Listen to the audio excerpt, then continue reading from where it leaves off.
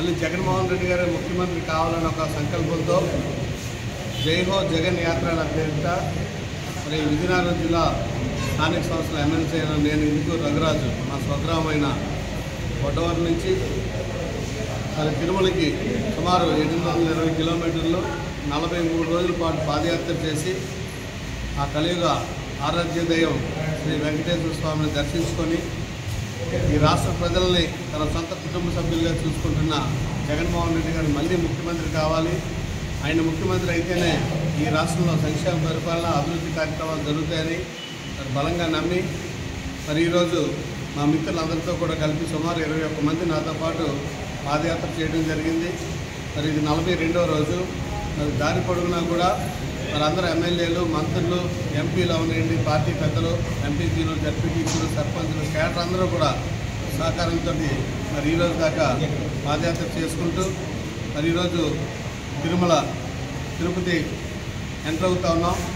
మరి ఈరోజు మన స్థానికంగా ఉన్న మన మంత్రి గారు రోజా మేడం గారు కూడా ఇప్పుడే తిరుమల దర్శనం చేసుకొని మరి మాకు స్వాగతం పలికి మమ్మల్ని అభినందించి మరి మాతో పాటు కొంత సమయం నడిచినందుకు మరి మా అందరి తరఫున మరి జగన్మోహన్ రెడ్డి గారి కార్యకర్తలు అందరి తరఫున కూడా ఆవిడని ప్రత్యేకంగా అభినందించుకుంటూ మరి ఈరోజు జగన్మోహన్ రెడ్డి గారి లాంటి మనసున్న నాయకుడిని నా రాజకీయ చరిత్రలో ఎప్పుడూ చూడలేదు. గత 20 సంవత్సరాల నుంచి కూడా రాజకీయాల్లో ఉండి వివిధ హోదాల్లో పనిచేసి మరి ఎంతోమంది ముఖ్యమంత్రులను చూసాం, ఎన్నో రాష్ట్రాలు ముఖ్యమంత్రులను చూసాం.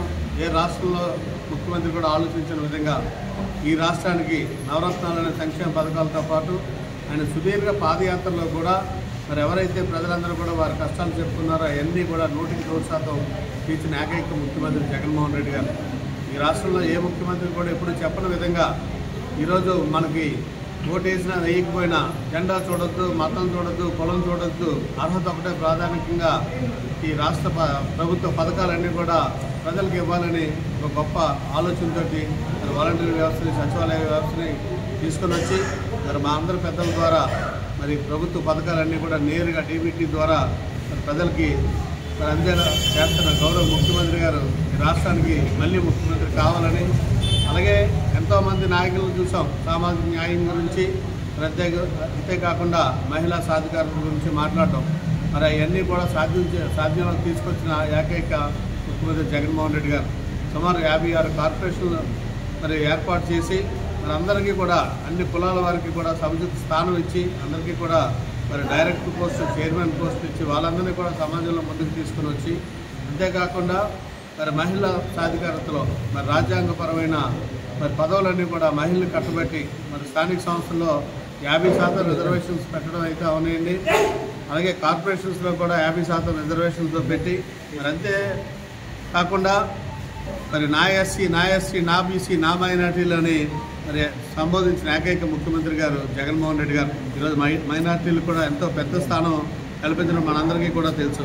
మరి వీటితో పాటు ఈ రాష్ట్రం ముందుకు వెళ్ళాలన్నా, పేద ప్రజలందరూ కూడా సంతోషంగా ఉండాలన్నా, అవ్వాతాతలు అవనండి, మరి చిన్నపిల్లలు బడికెళ్ళే పిల్లలు అయితే అవనండి, మహిళలు అయితే అవనండి, రైతన్నులు అయితే అవనండి, ప్రతి ఒక్కరు ఈరోజు రాష్ట్రంలో సంతోషంగా కనిపించారు. నాకు ఎన్నో సమావేశాలకు వెళ్తాం, ఎన్నో మీటింగ్లకి, ఫంక్షన్స్కి వెళ్ళినప్పుడు ప్రజలందరూ కూడా సంతోషంగా ఉన్నారు. మరి దీనికి కారణం ఏంటంటే ఒక జగన్మోహన్ రెడ్డి గారు ఈ రాష్ట్రాన్ని పరిపాలించే తీరు అన్నదే మరి నేను గమనించి అటువంటి మనసున్న నాయకుడు మళ్ళీ రాష్ట్రానికి ముఖ్యమంత్రి కావాలి. ఎందుకంటే ప్రజలకు సేవ చేయడం కోసం అధికారం అనే ఆలోచించే జగన్మోహన్ రెడ్డి గారు. మరి మిగిలిన ప్రతిపక్షాలు అయితే అవనండి, వారందరూ కూడా అధికారం కోసం జగన్మోహన్ రెడ్డి గారిని ఓడించడానికి ప్రయత్నం చేస్తున్నారు. కానీ జగన్మోహన్ రెడ్డి గారు అధికారం ఉంటే ప్రజలకు సేవ చేయాలని ఒక ఆలోచనతో ఉన్నారు. కాబట్టి మళ్ళీ జగన్మోహన్ రెడ్డి గారే ముఖ్యమంత్రి కావాలని కోరుకుంటూ, అంతేకాకుండా భారతదేశ చరిత్రలో ఎన్నడూ లేని విధంగా ఒక ముఖ్యమంత్రి స్థాయిలో ఈ రాష్ట్రంలోని ప్రజలందరి దగ్గరికి శాసనసభ్యులు పంపించి గడప గడపని కార్యక్రమం చేసి మరి మీకు ఈ పథకాలు ఇచ్చాం, ఇంకా మీకేం కావాలని అడిగిన ఏకైక ముఖ్యమంత్రి జగన్మోహన్ రెడ్డి గారు. మరి ఆయనకి ఎంతో నమ్మకం ఉండి ఈ రాష్ట్ర ప్రజలందరికీ ఇచ్చిన హామీలన్నీ కూడా నెరవేర్చాను అని ఒక నమ్మకంతో నేను మంచి చేశాను అని మీరు నమ్మితేనే నాకు ఓటేయండి, లేకపోతే వేయొద్దని చెప్పిన ఏకైక మరి ముఖ్యమంత్రి జగన్మోహన్ రెడ్డి గారు. అటువంటి గొప్ప నాయకుడు, మనసున్న నాయకుడు. మరి స్వర్గీయ రాజశేఖర రెడ్డి గారు ఆ రోజు సంక్షేమ పరిపాలన మనం చూసిన తర్వాత ఈరోజు జగన్మోహన్ రెడ్డి గారు అంతకు 10ంతల సంక్షేమ పరిపాలన చేస్తున్న జగన్మోహన్ రెడ్డి గారు వెంట మీ అందరూ ఉన్నాం. ఖచ్చితంగా ప్రజలందరూ ఆశీస్సులు జగన్మోహన్ రెడ్డి గారికి ఉన్నాయి.